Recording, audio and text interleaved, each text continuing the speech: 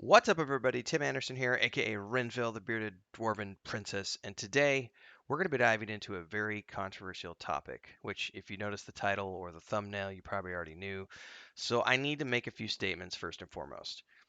These are some warnings, if you will. If you're easily triggered by conversations about LGBTQ plus themes from either side of the fence, you might want to walk away or you might just want to get a tea before you sit down because I want people to come into this and have an adult conversation. What I don't want is reactionary, bigoted comments. If you are a bigot and you come on to this video and you are just knee-jerk reactioning to the themes that we're going to be talking about today, that's a you problem, not a me problem. That's on you. If your religion or your personal views make it so that the world is this tiny little bubble and anyone who exists outside of that bubble is bad and evil, that's a you problem, not a me problem. So I will be actually, for the first time ever on my YouTube channel, I will be policing the comments below. And if I see things that are ridiculously over the top bigoted against a certain lifestyle choice or against certain types of people, I will be nuking those comments. So just be forewarned about that. Um, I would think that everyone knows by this point that I myself am firmly in the camp of supporting the LGBTQ plus community. I poke fun at the forced wokeism in the Rings of Power show because it's forced. And I've talked about this in the past. Like a good example of a show that does LGBTQ plus themes correctly is Sense8, with the Wachowskis having transitioned during their journey as filmmakers and actually stating that like the Matrix films were a journey of discovery and becoming who they are today. I also am firmly in the camp of Mark Hamill, who has stated on the record when looking at the films and asking, is Luke Skywalker gay? Can he be gay? And he's always said, if you want Luke Skywalker to be gay for you, then he's gay for you. Like, it's open to interpretation. It's ambiguous. He doesn't have a relationship in the film, so it's never clearly stated. So therefore, you can have him be whatever he wants to be to help you feel good about yourself and to help you get the most enjoyment out of the show. Now, I take offense to forced wokeism because it makes the assumption that Tolkien was a homophobe and that Tolkien was against homosexuality, or that because he didn't have explicit gay characters in his works, that therefore he was, by the very aspect of not having put it into the films or into the books, he was anti gay. He was a bigot. Well, the same could be said about George Lucas then, because if you think that because there weren't any explicitly gay characters in the original Star Wars films or even the prequel films, that George Lucas is therefore a bigot, again, you're making a lot of assumptions when you come at it with that point of view. So again, this is a trigger point for many people. And I'd like to say that this might be the first time. We'll wait and see if people can have an adult conversation with today's topic. Hopefully they can. Um, I won't. But if people can't handle having an adult conversation and start leaving bigoted comments down below, I will be nuking those comments. This is a safe place for everybody. I don't. I do not agree with the viewpoint that Amazon and Disney and Marvel and Star Wars and all these companies are out there to like brainwash your children or like groom them. I don't believe in any of that. I very much believe that we live in the 21st century where there are lots of different viewpoints and we should be accepting of all viewpoints and we should be willing to live, love, and be friends with everyone, regardless of their personal preferences for religion, sex, and so on and so forth. So know that going forward, that this is a trigger point for many people. If you're going to be a bigot and an asshole, you really don't need to be here. So take that in mind because if you've been around long enough, you know that my jokes about the wokeness of Amazon have nothing to do with being anti-gay. It's all about forced wokeism, which I'm very much against. So I've said all that to say this: we're 4.5 minutes in. We're going to actually go through a really cool article that I found at Polygon, and we're going to be discussing the relationship between Frodo and Sam and how that relationship is ambiguous in the books, even ambiguous in the films, open to interpretation, but how the Rings of Power showrunners have chosen to take another stance and have chosen to say, well, there's not enough representation, therefore we're going to put our own representation into Rings of Power, whether or not that's good or bad, so on and so forth. So if you're here, if you're still here, and you can handle it, and you're an adult, awesome. Like the video, subscribe, hit the bell icon so that we can have more adult conversations about this as we move deeper into Rings of Power territory. Now, I realize some of you are going to immediately be turned off by this, and there's going to be, screw you, Renfail. Like, I thought you were on my side, and I'm going to unsubscribe. You can totally do that. You're also welcome to thumbs down the videos if you want.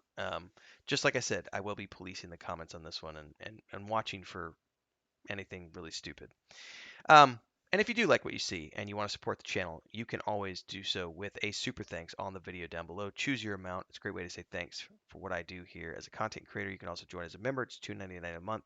We do lots of cool stuff, and you can gift memberships now, which is really cool. So if you have a friend you think might like this content, do that. Gift a membership to them. You can also join our live streams, which happen every single day, every single night. I stream in the mornings, I stream in the afternoons. And when you're on a live stream, you can do super chats, stickers, choose your amount. You can also go to patreon.com/wandering hermits, where my wife and I have that World of the Weave and the Void along with my brother. It's a point and click adventure game. You can get the demo now. If you like King's Quest, Quest for Glory, it's there for you. There's also a book series like Dragonlance. Chapter 22 was just published last week. And there's also a 5th edition tabletop setting. Yeah. We live stream it every Sunday night on the Weave in the Void Twitch channel, and you can get the book already. It's been out since May 31st over at the Patreon page or weaveinvoid.com. All right. Let's go over to this article, which it's an older article from 2021. So it's about a year old at this point. And there's an editorial note here that says this essay contains discussion of homophobia and mention of suicide. And it says queer readings of The Lord of the Rings are not accidents. Following breadcrumbs to find ourselves in Tolkien's history, and his fiction. Now, to counter this article, this is a very, very, very good article, by the way. This is in my opinion, this is the equivalent of the Mark Hamill approach, of where Mark specifically says about Luke Skywalker, if you want Luke Skywalker to be gay, then Luke Skywalker's gay for you. It doesn't matter. It's ambiguous. It's open to interpretation. And I think this article does a good job. Again, I don't agree with everything that's written here, but I don't have to. I can appreciate it for what it is. This is a very open article about someone who interprets the Frodo and Sam relationship as gay. They take all of these breadcrumbs and these signals and they make the assumption that Frodo and Sam were gay. Now, I have always leaned towards the idea as explained here. There's a tons of articles, but this that you can find, if you Google this, you'll find this. But I really like this one, and I'm going to put links down to this in the description text if you want to read this in greater detail. We've got some letters that Tolkien wrote to fans over the years, and he basically says, my Sam Gamgee is indeed a reflection of the English soldier, of the privates and batmen that I knew in the 1914 war, and recognized as so far superior to myself. A batman, in military parlance, was a soldier who, as well as being required to fight, was tasked with looking after an officer's kit, cooking, and cleaning. So it's basically like this is a different time, right? You have to understand that when the war came out, you very much had officers and their servants, which is very much reflective of the idea of a noble and his servant, and those relationships were often based on this person being superior to that person. Now, that's not to say that those relationships weren't full of love and friendship and caring. And that's the thing that is brought to the forefront of this article over at Polygon, which discusses the fact that throughout the books, we see Sam making lots of commentary about how, like, I love him. He's like that. And sometimes it shines through those somehow. But I love him whether or no. On herbs and stew rabbits from the Two Towers. And if you go through here, they talk about the fact that Frodo and Sam are often holding hands, they're often touching. Sam is, kissing Frodo's forehead. They often share kisses. It doesn't explicitly state what types of kisses those are. And if you are from, and here's where I can make this statement. I've been living outside of the United States for many, many years now. And I could say, having lived in Bulgaria, having lived in Colombia, having lived in Mexico, having a Mexican wife, having a Mexican family, having been involved with a Bulgarian for many, many years, the idea of kissing is not an American thing. but it is very much a European, a Latin American, and all the countries I've visited. The idea of kissing someone that you know, even if it's just a family member or an acquaintance that you regularly see, kissing them on the cheek, kissing them on the forehead. This is all very normal. Like in Bulgaria, when you greet someone, it's always with a kiss on the cheek. In France, two kisses. Like it's depending on where you go, cultural norms often dictate that a peck on the cheek when you're greeting someone is a sign of respect and affection. And if you're already naturally close with someone, then those kisses of affection can be just that, affectionate kisses without needing to be gay. And I say without needing to be gay, not because I'm against them being gay, but because of the fact that many people want to associate any sort of male on male friendliness beyond a handshake and a manly bro hug. Like if you do anything, like if you caress a man's hand, if you pat his back, or if you are comforting him, like this goes back to the idea, or giving them a kiss. This goes back to the idea presented at the beginning of the article when the films came out. It was very much a time, Brokeback Mountain hadn't come out yet. Um, we hadn't seen a character on the big screen. We hadn't seen men holding each other, comforting each other, kissing each other's foreheads. Early 2000s pre-teen America was a time of gay jokes, of no homo, which I totally remember the no homo thing, mocking voices and slurs, and secretive punitive violence enacted in the locker room against anyone who had a whiff of otherness.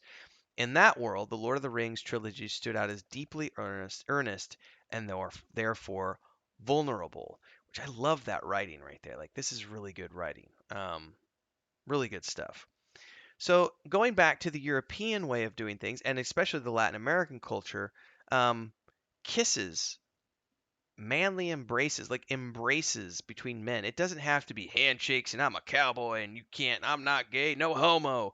Like that doesn't exist in many cultures outside of the United States. So I often, when I see things like this, or I see the idea being put forth that Tolkien was somehow anti-gay, well, there is a theory, theoretically that is possible because of his religious upbringing and the fact that it was. And we're going to have a, by the way, I am going to be doing another video on homophobia within that time period, and it was illegal, physically, like literally illegal to be gay in England at the time of the writings. There were actually protests going on in the 50s.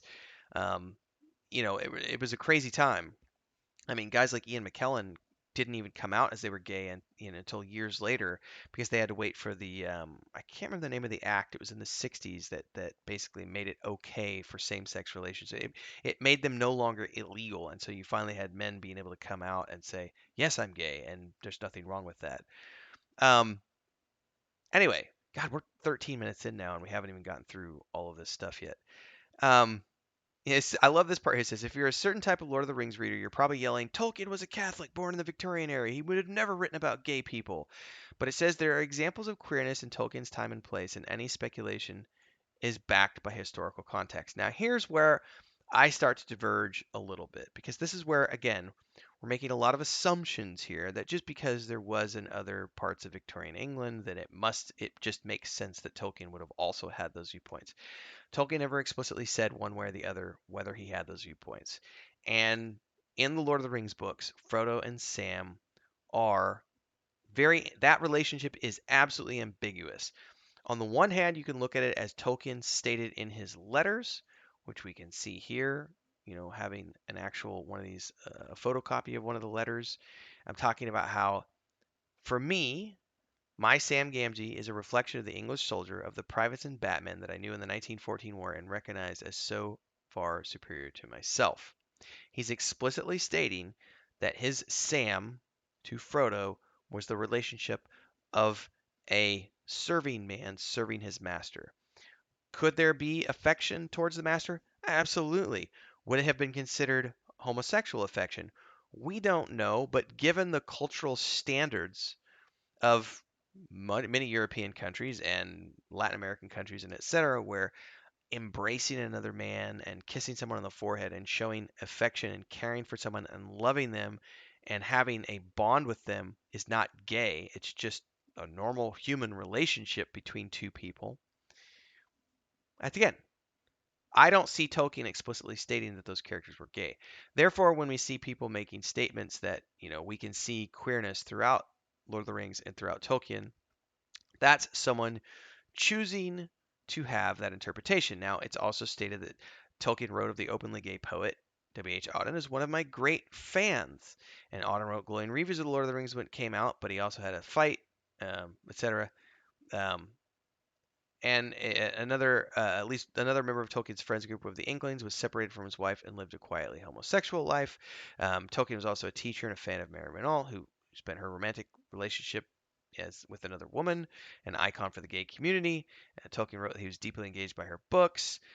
So it does stand to reason that Tolkien very much was openly accepting of homosexuals and homosexuality in his public and private life, and may have purposely written these characters to be ambiguous so that we could have all types of relationships portrayed in The Lord of the Rings. Because we do have heterosexual relationships portrayed. We have Aragorn and Arwen as an example.